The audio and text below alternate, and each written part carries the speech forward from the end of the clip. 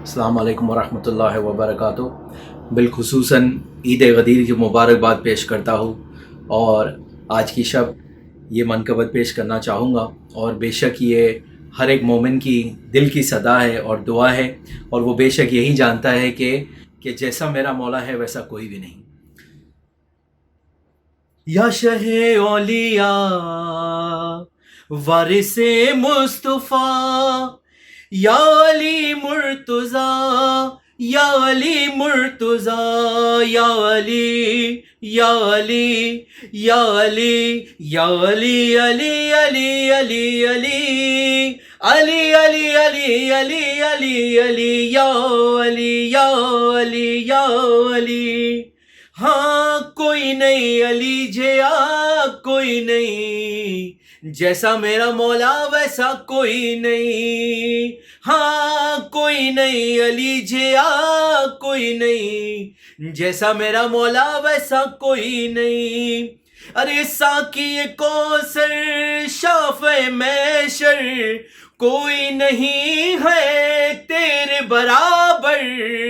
ہاں کوئی نہیں، کوئی نہیں علی جیا، کوئی نہیں جیسا میرا مولا ویسا کوئی نہیں۔ اور تیرا رجب کو ابھی کعبہ ہنس کر کہتا ہے، میں وہ صدف ہوں عرش کا گوہر جس میں رہتا ہے۔ میرا قبلہ میرا کعبہ، میرا مالک میرا آقا۔ ارے کوئی نہیں، کوئی نہیں، کوئی نہیں علی جیا، کوئی نہیں ہاں جیسا میرا مولا ویسا کوئی نہیں۔ اور در پر اپنے تارا بلایا، سورج پلٹایا، فاقے کر کے رزق جہاں کو اس نے پہنچایا۔ ارے پڑھ کر یہ ہے در کا قصیدہ، کہتی ہے خود فاطمہ زہرا۔ ارے کوئی نہیں، کوئی نہیں، کوئی نہیں علی جیا، کوئی نہیں ہاں جیسا میرا مولا ویسا کوئی نہیں۔ اور غم میں نبی نے یہ فرمایا، حیدر حیدر کر بن جا مومن، پڑھ لے کلمہ حیدر حیدر کر۔ جو بھی کر لے قبر کے باہر، ہوگا تیری قبر کے اندر۔ حیدر حیدر حیدر حیدر، ہاں کوئی نہیں، کوئی نہیں علی جیا، کوئی نہیں ہاں جیسا میرا مولا ویسا کوئی نہیں۔ اور پانی آپ درخت نو لے کے کہتا ای تیار، عشق علی دی میسم کیتی پھر جاری گفتار۔ جنی واری خنجر چلیا، انی واری میسم دسیا ہے۔ کوئی نہیں علی جیا، کوئی نہیں ہاں جیسا میرا مولا ویسا کوئی نہیں۔ ہاں کوئی نہیں علی جیا، کوئی نہیں ہاں جیسا میرا مولا ویسا کوئی نہیں۔ اور قید نہیں ہے اس میں کوئی شیعہ سنی کی، واجب ہے ہر ایک پہ محبت میرے بھائی کی۔ مان کے سب یہ قول پیمبر، دل سے پکارو حیدر حیدر۔ ہاں کوئی نہیں علی جیا، کوئی نہیں ہاں جیسا میرا مولا ویسا کوئی نہیں۔ اجل سے ایک ہی منظر ہے میری آنکھوں میں خیس خانہ کعبہ کی میں صرف دیکھوں، تو خود بھی عشق کی مجبوریاں سمجھتا ہے، نجف سے آنکھ اٹھے تو تیری طرف دیکھوں، شاہ ولایت شمس امامت قاسم جنت کن کی حقیقت، ہاں کوئی نہیں علی جیا کوئی نہیں، ہاں جیسا میرا مولا ویسا کوئی نہیں، جنگل پہاڑ کرتے گئے نادے علی علی، مشکل کو سب کی حل کرو مشکل کشا علی، نعرہ حیدری یا علی یا علی یا علی۔ من كنت مولا فهذا علي المولا۔ بسم اللہ الرحمن الرحیم، الحمد للہ رب العالمین، وصلی اللہ علی محمد وآلہ الطاہرین، ولعنۃ اللہ علی اعدائہم اجمعین الی قیام یوم الدین۔ وقال اللہ تعالی وهو اصدق القائلین، یا ایہا الرسول بلغ ما انزل الیک من ربک وان لم تفعل فما بلغت رسالته واللہ یعصمک من الناس ان اللہ لا یہدی قوم الظالمین قوم الکافرین۔ وقال اللہ تعالی وهو اصدق القائلین، اليوم اکملت لکم دینکم واتممت علیکم نعمتی ورضیت لکم الاسلام دینا۔ سب سے پہلے امام زمان علیہ السلام کی خدمت میں اور پھر عموماً تمام مسلمانوں کی خدمت میں اور خصوصاً رسول و آل رسول علیہم السلام کے چاہنے والے اور ماننے والوں کی خدمت میں تکمیل دین یعنی عید سعید غدیر کی مبارکباد پیش کی جاتی ہے۔ سب سے پہلے تو اس موضوع کی جانب توجہ دلائیں کہ ممکن ہے کسی کے ذہن میں یہ سوال آئے کہ یہ تکمیل دین کہ جو غدیر کے دن ہوا، اس کا تعلق کیا صرف شیعوں سے ہے یا تمام مسلمان فرقوں سے ہے؟ تو جواب یہ ہے کہ اس دن کا تعلق دین اسلام سے ہے، کیونکہ دین اسلام اس دن مکمل ہوا، اس پہ اجماع ہے تمام مسلمانوں کا، چاہے وہ شیعہ ہوں اور چاہے وہ سنی ہوں۔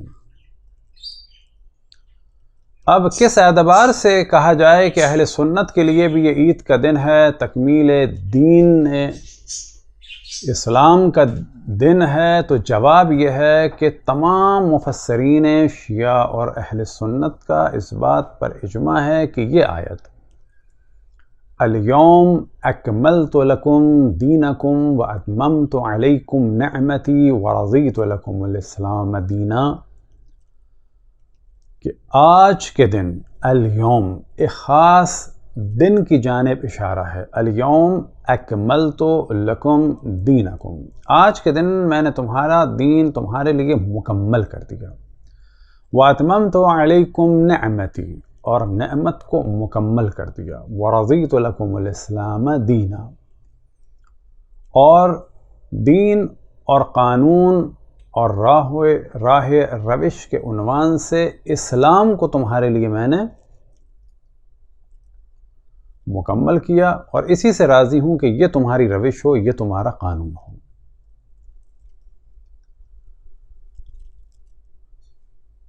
غدیر کا دن جو در حقیقت دین اسلام کے مکمل ہونے کا دن ہے، اور اس دن رسول و آل رسول علیہم السلام کے چاہنے والے اور ماننے والے جشن مناتے ہیں، لیکن یہ سوچ کے جشن منائیں کہ جشن تو سب ہی کو منانا چاہیے تھا، لیکن باقی مسلمان فرقے اس دن کو کچھ بھلا چکے ہیں، اور کچھ نے بھلایا نہیں ہے لیکن بھلانے کی کوشش کر رہے ہیں، جبکہ ان کے نزدیک بھی جیسا کہ ہم نے پہلے توجہ دلائی اسی دن دین اسلام مکمل ہوا۔ عالم اسلام میں سب سے زیادہ جس موضوع پر اختلاف ہوا اور جنگیں ہوئیں کہ جن میں سے پہلی جنگ زوجہ رسول نے کی، یعنی جناب عائشہ نے، اور ان کے بارے میں کہا جا سکتا ہے کہ عالم اسلام کی یعنی مسلمانوں کے درمیان جو پہلا خون خرابہ ہوا جنگ کی صورت میں،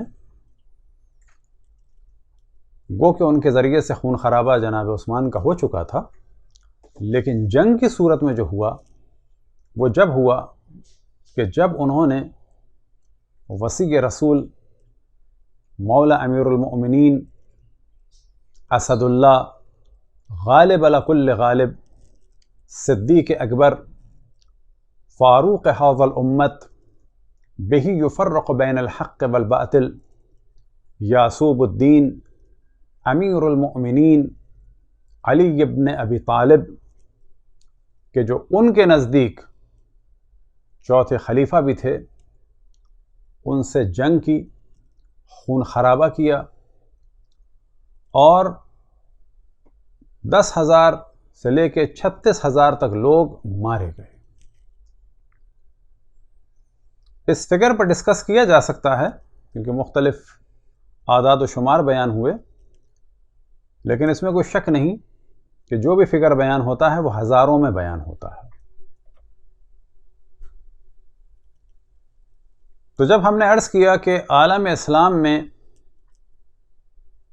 سب سے زیادہ جو تفریق ہوئی، اختلاف ہوا، جدائی ہوئی، جنگیں ہوئیں، وہ امامت کے موضوع پہ ہوئی، لہذا جناب عائشہ نے بھی جب حملہ کیا اسی عنوان سے کیا، کیونکہ وہ اشرف الانبیاء کے حکم کو ٹھکرا چکی تھی۔ من کنت مولاہ فہذا علی مولا کا عملاً انکار کر چکی تھی، اور نہ فقط من کنت مولا فہذا علی مولا کا انکار کر چکی تھیں، بلکہ وہ خلافت یا وہ حکومت کہ جس کی بنیاد خود ان کے والد نے رکھی تھی، بحکم رسول اللہ صلی اللہ علیہ وسلم نہیں تھی،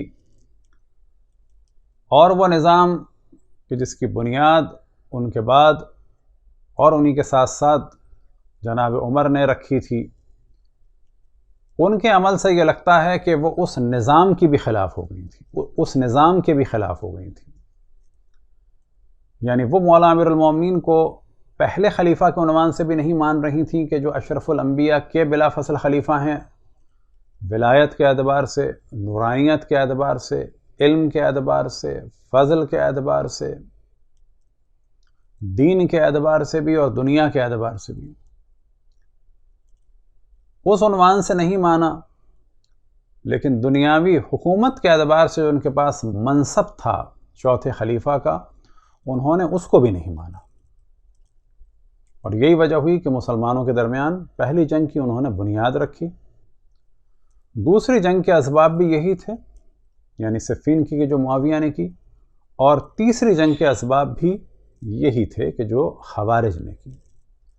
اگر یہ سب کے سب حکم رسول اللہ صلی اللہ علیہ وآلہ وسلم کو مان لیتے، من کنت مولاہ فہذا علی مولا، یا حتیٰ اگر یہ جس مذہب پر چل رہے تھے، جس روش پہ چل رہے تھے، جن لوگوں کی رائے کو مانتے تھے، اگر انہی کی رائے پر چلتے، اسی مذہب پہ رہتے، اسی روش پہ رہتے، تو بھی مولا امیر المومنین کو چوتھا خلیفہ ان کو ماننا پڑتا اور ان سے جنگ کرنا حرام ہوتا۔ تو عالم اسلام میں سب سے زیادہ جو اختلاف ہوا وہ رسول اللہ صلی اللہ علیہ وسلم کی خلافت کے بارے میں ہوا۔ اب ایک موضوع کی جانب توجہ دلائیں کہ بعض دفعہ ہمارے بعض خطبہ سادگی میں یا بغیر توجہ کے ایک جملہ کہہ دیتے ہیں کہ ہم خلافت کو نہیں مانتے، امامت کو مانتے ہیں۔ تو اس کا جواب یہ ہے کہ یہ بات بالکل غلط ہے۔ ہم خلافت کو بھی مانتے ہیں، امامت کو بھی مانتے ہیں، لیکن جن کی امامت کو مانتے ہیں انہی کی خلافت کو بھی مانتے ہیں۔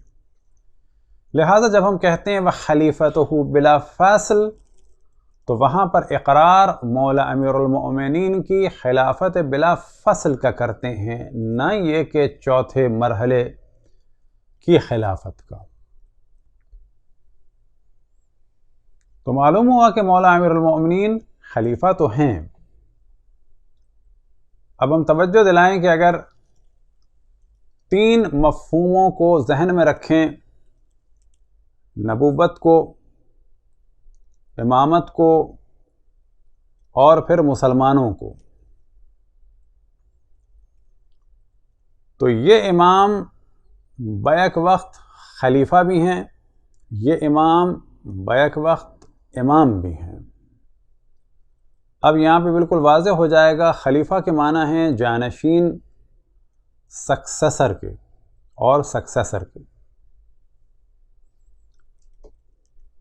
تو یہ جانشین کس کے ہیں، سکسیسر کس کے ہیں؟ مسلمانوں نے بنایا مولا امیر المومنین کو اپنا جانشین یا اپنا سکسیسر یا اپنا خلیفہ؟ نہیں، یہی مولا امیر المومنین اور یہی 12 خلفاء یہ جانشین ہیں، سکسیسر ہیں، خلفاء ہیں رسول اللہ صلی اللہ علیہ وآلہ وسلم کے۔ پس اگر نبوت رسول اللہ صلی اللہ علیہ وآلہ وسلم کو اور مولا امیر المؤمنین علیہ السلام کو، یا بالفاظ دیگر رسول اللہ صلی اللہ علیہ وآلہ وسلم کو اور مولا امیر المؤمنین و ائمہ علیہم السلام کو ذہن میں رکھیں،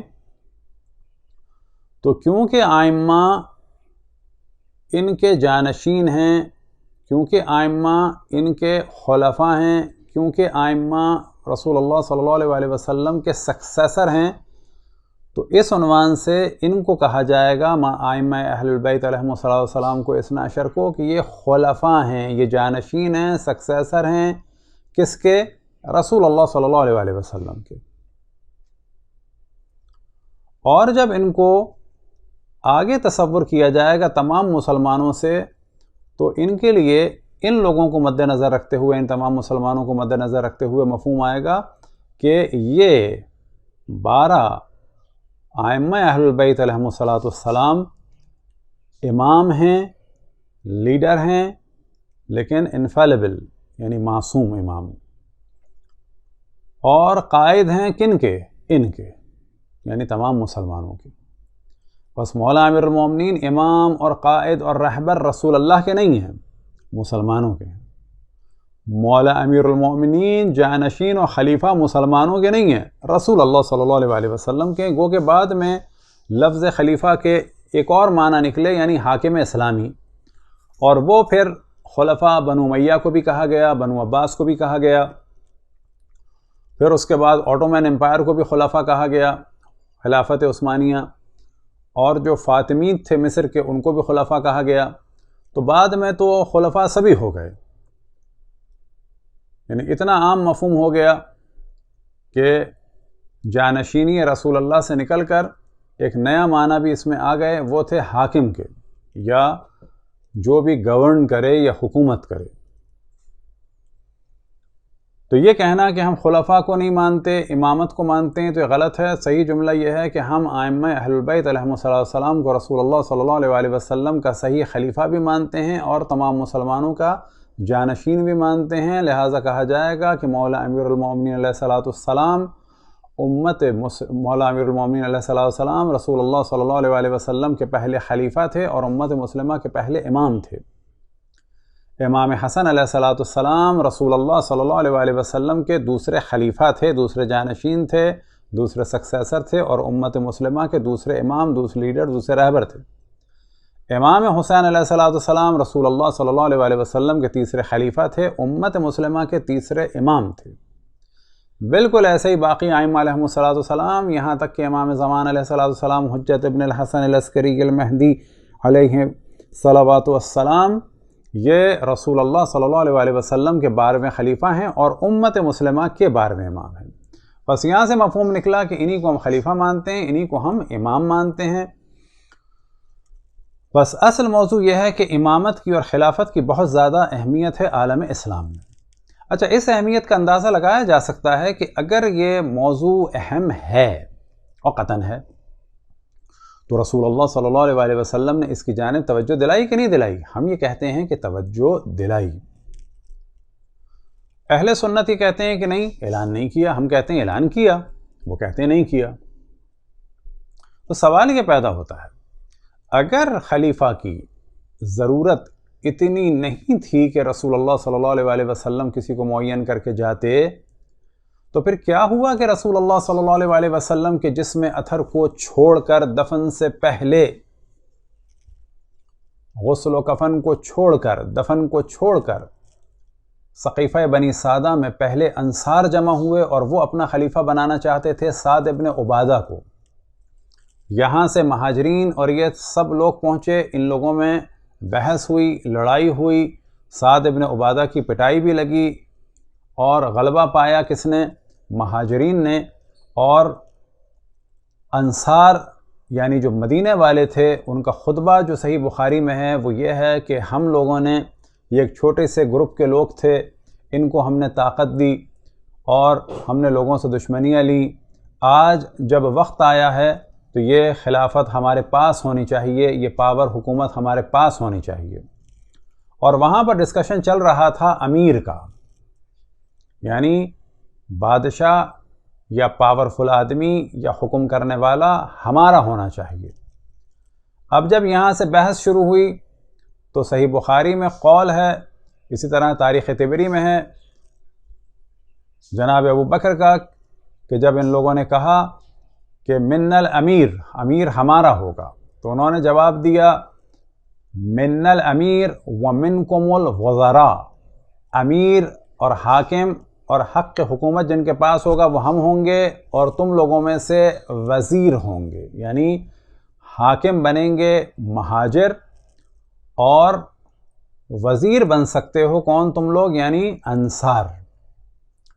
جس پہ حباب ابن منذر ایک صحابی تھے اور انصاری تھے، انہوں نے کہا کہ میں ایسا ایک سلوشن دیتا ہوں کہ سب کی مشکل حل ہو جائے گی، اور وہ سلوشن آج بھی عربی میں جہاں ڈسپیوٹ ہوتا ہے یا جہاں پر بتایا جاتا ہے کہ پاور ڈیوائیڈ ہو جائے یا پاور ڈیوائیڈ نہیں ہو سکتی، ہر جگہ اس کو مثال کو دیا جاتا ہے۔ انہوں نے کہا من الامیر ومنکم الامیر، ایک امیر ہم میں سے ہو اور ایک امیر تم میں سے ہو، یعنی دو افراد ملیں، ایک کینڈیڈیٹ ہو انصار کی جانب سے، ایک کینڈیڈیٹ ہو مہاجرین کی جانب سے، اور دو افراد کا یہ گروپ جو ہے یہ حکومت کریں گے۔ اور یہاں سے پتہ چلتا ہے کہ دونوں دھڑے اپنی اپنی تیاریوں میں لگے ہوئے تھے۔ سعد ابن عبادہ گو کہ بعد میں مولا امیر المومنین علیہ السلام کے طرفدار ہو گئے، لیکن پہلے کینڈیڈیٹ وہی تھے۔ ان لوگوں نے پاور حاصل کی کیونکہ مہاجرین کی تعداد تدریجاً زیادہ ہو گئی تھی، مختلف علاقوں سے آئے ہوئے تھے، پاور انہوں نے حاصل کر لی۔ تو نتیجہ کیا ہوا کہ انصار کو دبا دیا گیا اور بعد میں سعد ابن عبادہ کو خلیفہ دوم کے دور میں قتل کر دیا گیا، اور داستان بنا دی گئی کہ ان کو جنوں نے مار دیا۔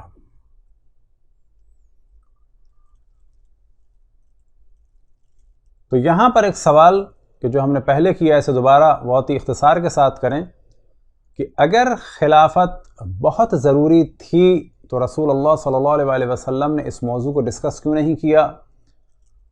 بالکل ویسے ہی اگر رسول اللہ صلی اللہ علیہ وسلم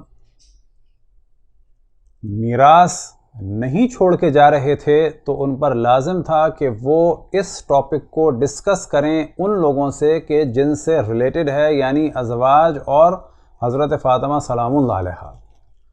لیکن روایت کس نے بیان کی؟ اور اس موضوع پہ ایک ہمارا کلپ بھی ہے کہ سوائے جناب ابو بکر کے کسی کو بھی علم نہیں تھا اس روایت کا، یعنی نحن معاشر الانبیاء لا نورث، کہ ہم انبیاء میراث نہیں چھوڑتے. یہ روایت اول تو ہے نہیں، یہ جملہ جو آیا جناب ابو بکر کی جانب سے آیا، اور کسی کو بھی اس کا علم نہیں تھا. جب ہم نے اس کو ڈسکس کیا تو بعض لوگوں نے ہمیں کہا کہ یہ جھوٹ بولتا ہے، اور گالیاں بھی دیں کہ اوروں کو بھی علم تھا. تو پھر ہم نے ایک مخصوص کلپ بنایا کہ جس میں ان کی فضیلت کے طور پہ بیان ہوا ہے کہ کسی کو بھی اس کا علم نہیں تھا. بالکل اسی طریقے سے اگر خلافت اتنی اہم چیز تھی تو رسول اللہ صلی اللہ علیہ وسلم کو یہ کام کرنا چاہیے تھا، اور اگر اتنی اہم نہیں تھی تو یہ کیا ہوا کہ جنازے کو چھوڑ کے جو ہے وہ پہلے جو ہے وہ خلیفہ اور حاکم جو ہے وہ چنا گیا.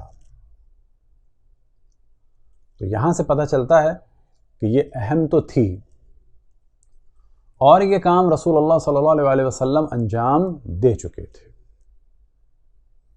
اب مثال کے طور پر ابو الحسن اشعری کی کتاب ہے مقالات الاسلامین، تو وہاں پر جو مختلف رائے ہے مختلف اسکول آف تھاٹس کی، اس کو انہوں نے بیان کیا ہے. اور وہاں پر موضوع آتا ہے کیا رسول اللہ نے اپنا خلیفہ معین کیا تھا یا نہیں کیا تھا؟ تو وہ کہتے ہیں کہ ہمارے نزدیک نہیں کیا تھا، یعنی اہل سنت کے نزدیک نہیں کیا تھا، لیکن شیعہ کہتے ہیں کہ کیا تھا. تو معلوم ہوا کہ اصل گفتگو یہاں سے شروع ہوتی ہے کہ کسی کو معین کیا تھا یا نہیں کیا تھا. ہم کہتے ہیں کہ کیا تھا، اور پھر سوال یہی کرتے ہیں کہ اگر انہوں نے نہیں کیا تو آپ کو کیوں اتنی جلدی ہوئی؟ اب یہ دیکھنا ہے کہ رسول اللہ صلی اللہ علیہ وسلم کہ جو خود یہ دیکھ رہے تھے کہ عالم اسلام اتنے خطرے میں ہے کہ ان پہ جنگیں مسلط کی گئیں، اور جب وہ تبوک سے واپس آ رہے تھے تو ان کے قتل کی کوشش کی گئی، اور بعد میں یہ کہ تمام مسلمانوں کے نزدیک ان کو زہر دیا گیا اور زہر سے شہید ہوئے.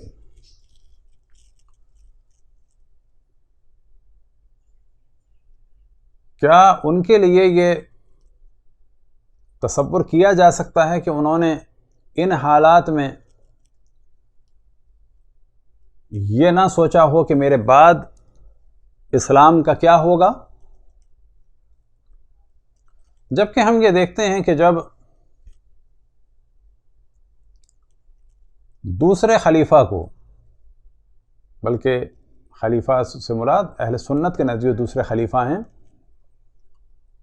ان کو جب مارا ابو لولو نے، تو یہ بھی ذہن میں رہے کہ یہ جو کہا جاتا ہے وہ اسلام کے لیے شہید ہوئے، تو کہا جائے گا نا یہ جو اختلاف تھا ان کا یہ ایک شخصی اختلاف تھا، کوئی اسلام و مسلمین کا تعلق نہیں تھا.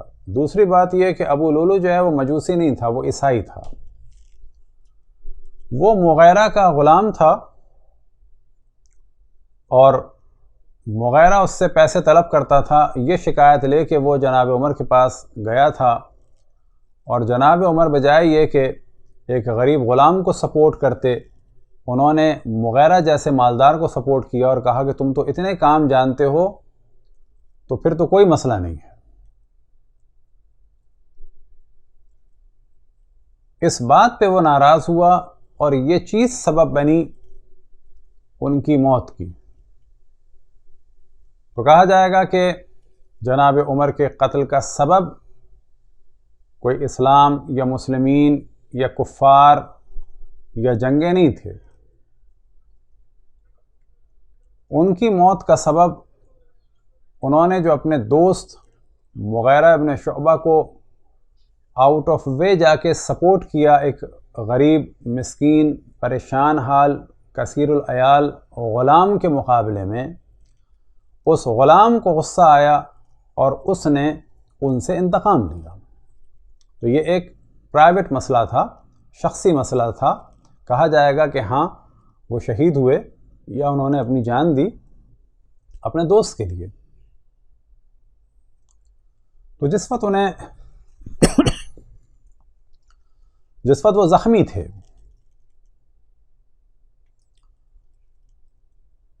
تو تاریخ میں ملتا ہے کہ ان کے بیٹے نے عبداللہ ابن عمر نے بھی کہا کہ اگر کوئی بکریوں کا چرواہا بھی ہوتا ہے تو کسی کو معین کر کے جاتا ہے، اور آپ بھی کسی کو معین کیجیے گا۔ اور جناب عائشہ نے بھی پیغام بھجوایا عبداللہ ابن عمر کے ذریعے سے کہ جب وہ ان کے پاس آیا کس کام کے لیے کہ ان کو دفن کی اجازت دیجیے حجرہ رسول اللہ صلی اللہ علیہ وسلم میں، کہ یہ خود ایک ڈسکسبل ٹاپک ہے کہ یہ حجرہ کیوں ان کے اختیار میں تھا، جبکہ یہ رسول اللہ صلی اللہ علیہ وسلم کی میراث کے بارے میں کہا گیا کہ وہ میراث نہیں چھوڑتے۔ تو یہاں سے گفتگو ہوئی کہ انہوں نے فرمایا کہ جاؤ اپنے والد سے کہو لا تدع امت محمد بلا راعن، کہ اے عمر امت محمد کو بغیر کسی سرپرست کے نہ چھوڑنا۔ تو یہاں پہ ہم دیکھتے ہیں کہ جناب ابو بکر دنیا سے گئے تو جناب عمر کو اپنا جانشین بنا گئے، اور انہوں نے اپنے بعد شورا بنائی، اور عبداللہ ابن عمر اور جناب عائشہ کو اتنا شعور ہے کہ وہ ان سے کہہ رہے ہیں کہ امت مسلمہ کو بغیر کسی سرپرست کے نہ چھوڑنا۔ تو کیا معاذ اللہ رسول اللہ صلی اللہ علیہ وسلم کے لیے تصور کیا جا سکتا ہے کہ ان کو اتنی اسلام کی فکر نہیں تھی جتنی عبداللہ ابن عمر کو یا جناب عائشہ کو تھی؟ یا معاذ اللہ اتنا شعور جتنا کہ ان کو تھا، کیا تصور کیا جا سکتا ہے کہ رسول اللہ صلی اللہ علیہ وسلم کو معاذ اللہ اتنا شعور نہیں تھا؟ تو جواب ہے کہ رسول اللہ صلی اللہ علیہ وسلم نے جب اعلان نبوت فرمایا تو اسی دن سے ٹاپک جو اہم ترین ٹاپک تھا اعلان نبوت میں وہ کیا تھا؟ لا الہ الا اللہ، اللہ سبحانہ و تعالیٰ کی وحدانیت کی جانب دعوت، اور اپنی رسالت اور نبوت کا اعلان، اور دعوت ذوالعشیرہ کے ساتھ ساتھ ہی اپنے وزیر اور اپنے خلیفہ اور امت مسلمہ کے امام مولا امیر المؤمنین کی خلافت اور وصایت اور وزارت اور امامت کا بیان۔ پھر زندگی کے مختلف مرحلوں میں آپ یعنی رسول اللہ صلی اللہ علیہ وسلم مختلف عنوان سے مولا امیر المؤمنین علیہ السلام کے فضائل سے آشنا کرتے تھے، اور اگر ان فضائل کو ذہن میں رکھا جائے تو نتیجہ یہی نکلے گا جب تک ایسی شخصیت موجود ہے تو کسی کی جانب بھی نہیں دیکھنا چاہیے، کسی سے بھی دین نہیں لینا چاہیے، اور کسی کو بھی رسول اللہ صلی اللہ علیہ وسلم کا خلیفہ نہیں ماننا چاہیے۔ مثال کے طور پر بعض وہ روایات کہ جو مسلم ہیں تمام مسلمانوں کے درمیان اور بظاہر وہ اتنی سادہ سی لگتی ہیں، لیکن وہ روایات ہی کافی ہیں مولا امیر المؤمنین علیہ السلام کی امامت اور خلافت کے لیے، اور انہی میں سے ایک ہے انا مدینۃ العلم وعلی بابھا، میں علم کا شہر ہوں اور علی اس کا دروازہ ہے۔ اور پھر بعض جگہ بیان ہوا وَمَنْ أَرَادَ الْمَدِينَةَ فَلْيَأْتِهَا مِنْ بَأْبِهَا، اور جو چاہتا ہے کہ اس شہر میں داخل ہو، مکمل روایت یہ ہے، جو چاہتا ہے کہ شہر میں داخل ہو وہ اس دروازے کے ذریعے سے داخل ہو۔ بعض جگہ بیان ہوا اسی کے ساتھ ساتھ كَذَبَ مَنْ يَظَمَ أَنْ يَدْخُلَ الْمَدِينَةَ إِلَّا بِالْبَابِ، جھوٹ بولتا ہے جو تصور کرتا ہے کہ بغیر اس دروازے کے شہر میں داخل ہو جائے گا۔ تو یہ جو روایت ہے یہ کافی ہے یہ بتانے کے لیے کہ نبی کا کام ہے اس علم تک پہنچانا کہ جو اللہ سبحانہ و تعالیٰ نے انہیں عطا فرمایا ہے، اصل کام نبی کا یہ ہے۔ باقی معجزات یا حتیٰ بعض جگہ جو حکومت کے مسائل ہیں جیسے کہ حضرت سلیمان یا حضرت داؤد کی حکومت، یا یہ کہ جو نظام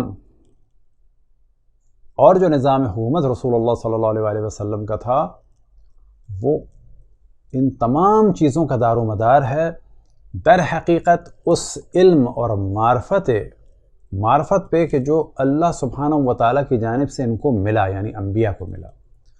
بس انبیاء کا جو اصل کام ہے وہ علم خداوند تبارک و تعالیٰ، یعنی وہ علم جو اللہ سبحانہ و تعالیٰ کی جانب سے ان کو ملا ہے لوگوں کی ہدایت کے لیے، انسانوں کو بلند اخلاقی اور روحانی مقام تک پہنچانے کے لیے، ان دو ٹانگوں پہ چلنے والے حیوان ناطق کو انسان بنانے کے لیے۔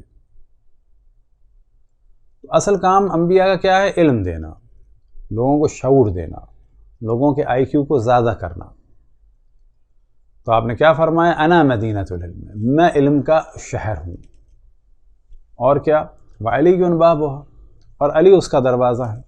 تو یہ کافی ہے مولا امیر المومنین کی امامت کے لیے کہ یہ اگر کوئی شخص چاہے کہ ہم رسول اللہ صلی اللہ علیہ وسلم سے علم رہیں، معرفت لیں، آگاہی رہیں، ان کی اطاعت کریں، تو اس پر لازم ہوگا کہ وہ اس شہر میں اگر آنا چاہتا ہے تو دروازے کے ذریعے سے داخل ہو۔ کیا مراد ہے؟ کہ اگر تمہیں معرفت چاہیے، علم چاہیے، اور یہ جاننا ہے کہ اللہ سبحانہ و تعالیٰ انسانوں سے کیا چاہتا ہے، اگر تمہیں جاننا ہے کہ انسانوں کی ذمہ داری کیا ہے، اگر تمہیں جاننا ہے کہ اللہ سبحانہ و تعالیٰ کس کام سے خوش ہے، یہ ساری چیزوں کے لیے تمہیں جانا ہوگا رسول اللہ صلی اللہ علیہ وسلم کے پاس۔ اور جب ان کے پاس جانا ہوگا تو صرف ایک راستہ ہے، وہ یہ کہ دروازے سے جائیں، اور دروازہ کون ہے؟ دروازہ ہے ذات مقدس مولا امیر المؤمنین علی ابن ابی طالب۔ تو یہ ایک روایت بہت ہے مولا امیر المؤمنین علیہ الصلوۃ والسلام کی فضیلت کو بیان کرنے کے لیے۔ اسی طریقے سے الحق مع العلی والعلی مع الحق، حق علی کے ساتھ ہے، علی حق کے ساتھ ہے۔ کتنی یہ چھوٹی سی ایک روایت لگتی ہے، کتنی چھوٹی سی ایک حدیث لگتی ہے، لیکن مولا امیر المؤمنین کی حقانیت کو ثابت کرنے کے لیے، ان کی امامت کو ثابت کرنے کے لیے، ان کی ولایت کو ثابت کرنے کے لیے، ان کی ذمہ داریوں کو ثابت کرنے کے لیے یہ کافی ہے کہ علی حق کے ساتھ ہیں، حق علی کے ساتھ ہے۔ یہاں پر کیا کیا ثابت ہو رہا ہے؟ پہلی بات یہ ہے کہ نبی کا کام ہے حقانیت کو بیان کرنا۔ حقانیت اگر چاہیے تو علی ابن ابی طالب سے ملے گی، حق اگر چاہیے تو علی ابن ابی طالب سے ملے گا۔ کیوں ملے گا؟ کہ وہ ہمیشہ حق کے ساتھ ہیں اور علی حق ان کے ساتھ ہے، کبھی ان دونوں میں جدائی نہیں ہے۔ بس اگر عالم اسلام میں ایسے افراد موجود ہیں کہ جن کے بارے میں یہ تصور نہ کیا جا سکتا ہو کہ پتہ نہیں یہ حق پہ ہیں یا نہیں ہیں، یا یہ کہ حق پہ تو ہیں لیکن اس وقت اتنے بج کے اتنے منٹ پر سوتے ہوئے یا جاگتے ہوئے یا بیماری کے عالم میں پتہ نہیں حق پر ہیں یا نہیں ہیں، تو ایسے افراد کون کون ہو سکتے ہیں؟ مثال کے طور پہ حضرت سلمان فارسی بھی ہو سکتے ہیں، حضرت ابو ذر بھی ہو سکتے ہیں، حضرت مقداد بھی ہو سکتے ہیں، کہ جن کے بارے میں کہا جا سکتا ہے کہ ان کا مقام جتنا بھی بلند ہے اور قطعاً بلند ہے، لیکن رسول اللہ صلی اللہ علیہ وسلم نے یہ نہیں فرمایا کہ ہر حال میں یہ حق کے ساتھ ہیں، وہ کہ حق کے ساتھ ہیں، لیکن یہ روایت ان کے لیے نہیں ہے۔ بس ایسی اگر کوئی شخصیت موجود ہو عالم اسلام میں مسلمانوں کے درمیان کہ جن کے لیے فرمایا ہو انا مدینۃ العلم وعلی بابها، تو کہیں دوسری جگہ جانا عقلاً اور اخلاقاً اور دنیا کے کسی بھی فرد سے پوچھا جائے تو کہا جائے گا صحیح نہیں ہے۔ اسی طریقے سے اگر ایک ایسی شخصیت موجود ہے یا ایسے اشخاص موجود ہیں، یعنی ائمہ علیہم السلام، لیکن یہ والا دعویٰ کسی بھی امام کی موجودگی میں ان کے فرزندوں میں سے جو دوسرے امام تھے انہوں نے نہیں فرمایا۔ مثال کے طور پر مولا امیر المومنین امام حسن، امام حسین، یہ تینوں ہستیاں، یہ تینوں جو ہیں وہ باب مدینۃ العلم ہیں، یہ تینوں جو ہیں وہ حق کے ساتھ ہیں، لیکن امام حسن امام حسین نے کبھی بھی مولا امیر المومنین کے دور میں اپنی پاور کو یا اپنی امامت اور وصایت کو یا خلافت کو ڈسکس نہیں کیا. بس ان کے زمانے میں وہ کہ 3 معصوم ہیں، لیکن اصل میں کون ہے؟ مولا امیر المومنین علیہ السلام. بس ان کے بارے میں کہا جائے گا کہ یہ حق کے ساتھ ہیں، حق ان کے ساتھ ہے. منصب نبوت امامت کا اصل کام ہی یہ حقانیت کو بیان کرے، اور حق سبحانہ و تعالیٰ کے ساتھ، کیونکہ حق اللہ کے لیے بھی لفظ استعمال ہوا ہے، اور حق اللہ کی صحیح تعلیمات اور پیغام کے ساتھ اور حقانیت کے لیے بھی استعمال ہوا ہے. اور مولا امیر المومنین کے لیے آپ یہ والا ترجمہ کریں، الحق مع العلی والعلی مع الحق، یعنی اللہ علی کے ساتھ ہے اور علی اللہ کے ساتھ ہے، یعنی علی مطیع و فرما بردار علی ہے، تو بھی مولا امیر المومنین کی فضیلت ثابت ہوگی. لیکن جو مشہور معنی ہے الحق مع العلی والعلی مع الحق، یعنی حقانیت علی کے ساتھ ہے اور علی حقانیت کے ساتھ ہیں. تو یہاں پہ بھی کہا جائے گا کہ جب یہ ہستی موجود ہے کہ جس کی حقانیت کی کہ وہ ہمیشہ حق کے ساتھ ہیں رسول اللہ صلی اللہ علیہ وسلم نے دی ہے، تو پھر کسی دوسرے کی جانب جانا بالکل بھی مناسب نہیں ہے.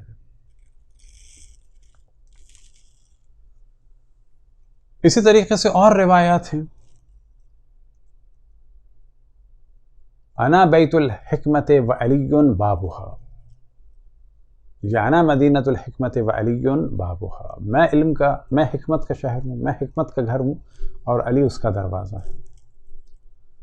حکمت بھی چاہیے تو وہاں سے ملے گی، علم چاہیے تو وہاں سے ملے گا، حقانیت چاہیے تو وہاں سے ملے گی. پھر اس کے بعد ایک اور روایت اگر ذہن میں رکھیں،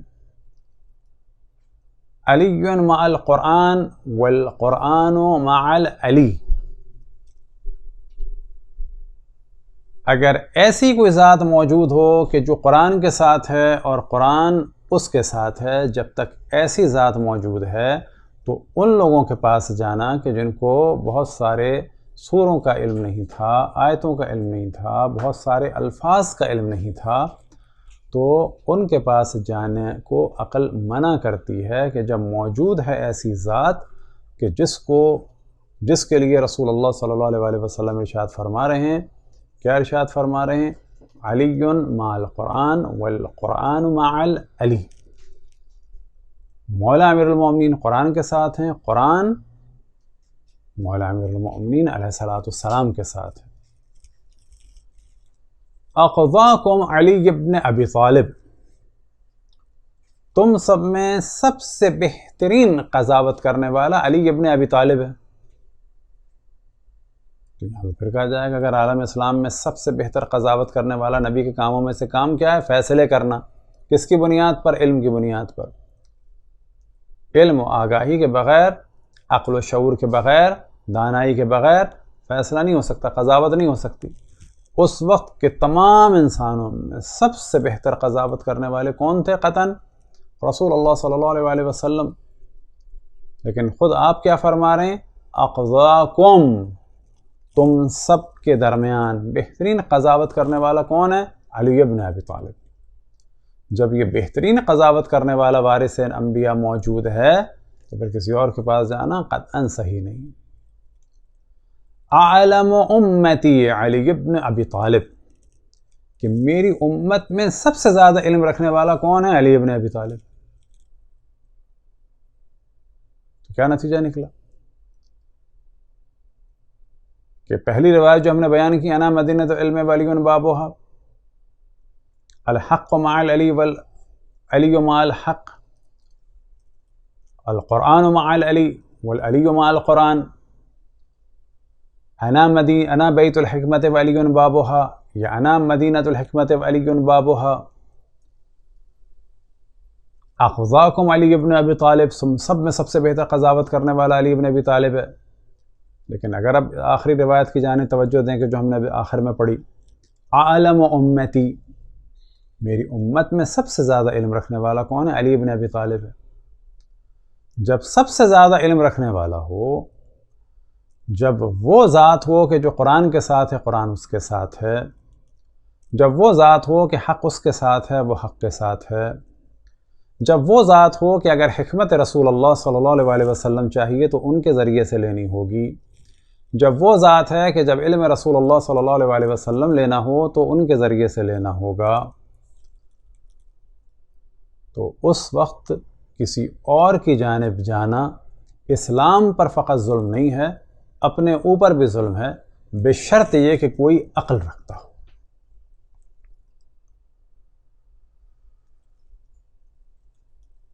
مولا امیر المومنین کے القاب میں سے ایک لقب کہ جس کو اب مومنین استعمال زیادہ نہیں کرتے وہ ہے صدیق اکبر، اور فاروق هذا الامت بہی یفرق بین الحق والباطل، کہ اس امت میں حق اور باطل کے درمیان فرق کرنے والا اور سب سے سچا کون ہے؟ مولا امیر المومنین علیہ الصلاۃ والسلام کی ذات مبارک ہے۔ مجموع زوائد میں بھی، جامع الاصول میں بھی اور متعدد کتب اہل سنت میں روایت نقل ہوئی دو طریقے سے، کہ بعض جگہ خود مولا امیر المؤمنین نے فرمایا کہ مجھ سے رسول اللہ صلی اللہ علیہ وسلم نے ارشاد فرمایا ہے، اور بعض جگہ یہ روایت اس صورت میں آئی کہ رسول اللہ صلی اللہ علیہ وسلم اصحاب سے فرما رہے ہیں مولا امیر المؤمنین کے بارے میں۔ وہ کس صورت میں؟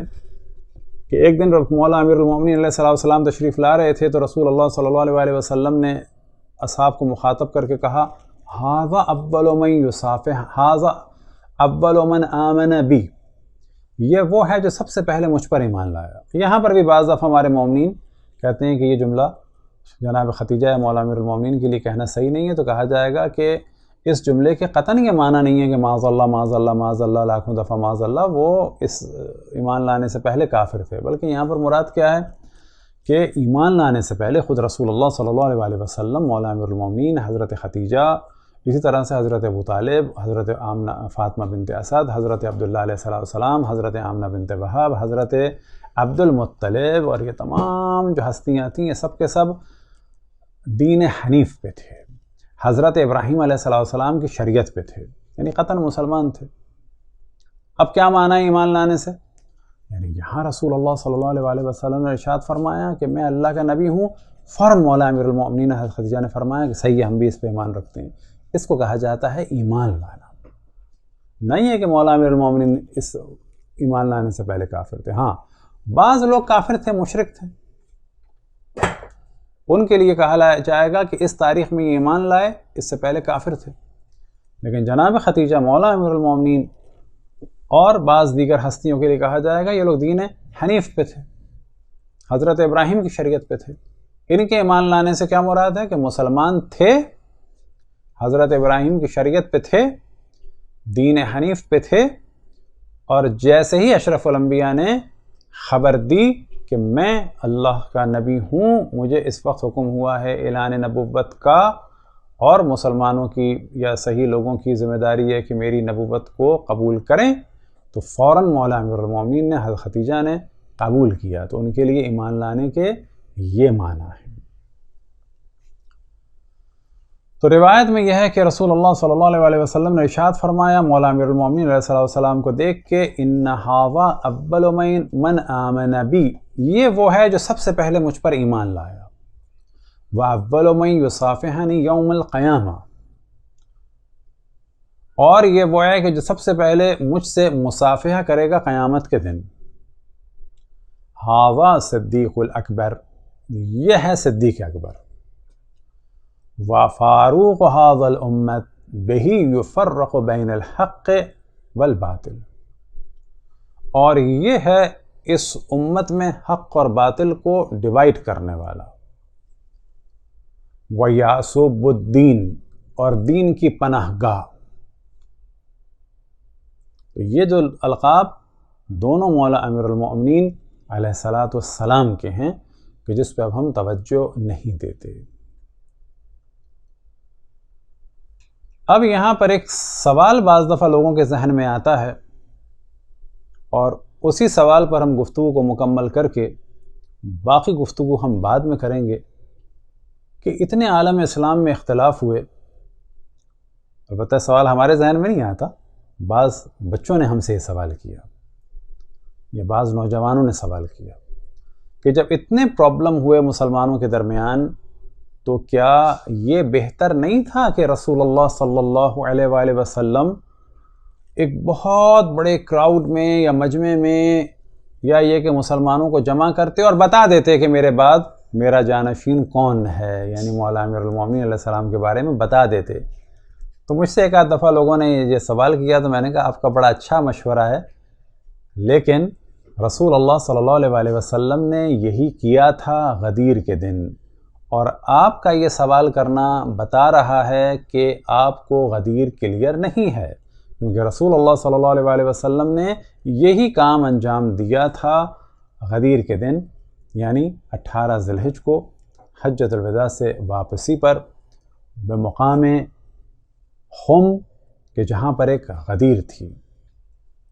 غدیر سے مراد ایک ایسا سلوپ کہ جہاں پر بارشوں میں پانی جمع ہو جاتا ہے لیکن بعد میں وہ خشک ہو جاتا ہے، تو اس گڑھے کی جانب اس سلوپ میں جا کر رسول اللہ صلی اللہ علیہ وآلہ وسلم کو اللہ سبحانہ وتعالی کی جانب سے حکم آیا، یا ایھا الرسول بلغ ما انزل الیک من ربک وَإِن لَمْ تَفْعَلْ فَمَا بَلَّغْتَ رِسَالَتَهُ وَاللَّهُ يَعْصِمُكَ مِنَ النَّاسِ إِنَّ اللَّهَ لَا يَهْدِي قَوْمَ الْكَافِرِينَ۔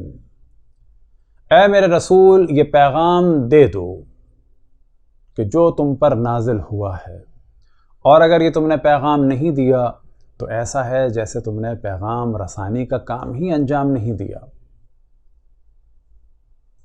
اور تمہیں اللہ لوگوں کے شر سے محفوظ رکھے گا، بے شک ان اللہ لا یہدی قوم الکافرین، بے شک اللہ کافر گروہ کی ہدایت نہیں کرتا۔ پھر آپ نے اعلان فرمایا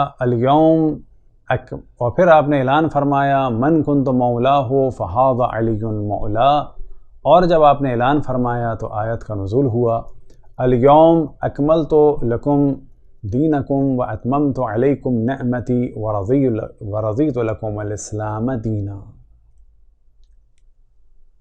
انشاءاللہ کل اسی گفتگو کو آگے بڑھاتے ہوئے کچھ اور گفتگو ہوگی مزید غدیر سے ریلیٹڈ اور رسول اللہ صلی اللہ علیہ وآلہ وسلم کی خلافت سے اور امت مسلمہ کی امامت سے۔ وصلی اللہ علی محمد وآلہ الطاہرین ولعنۃ اللہ علی اعدائهم اجمعین الی قیام یوم الدین۔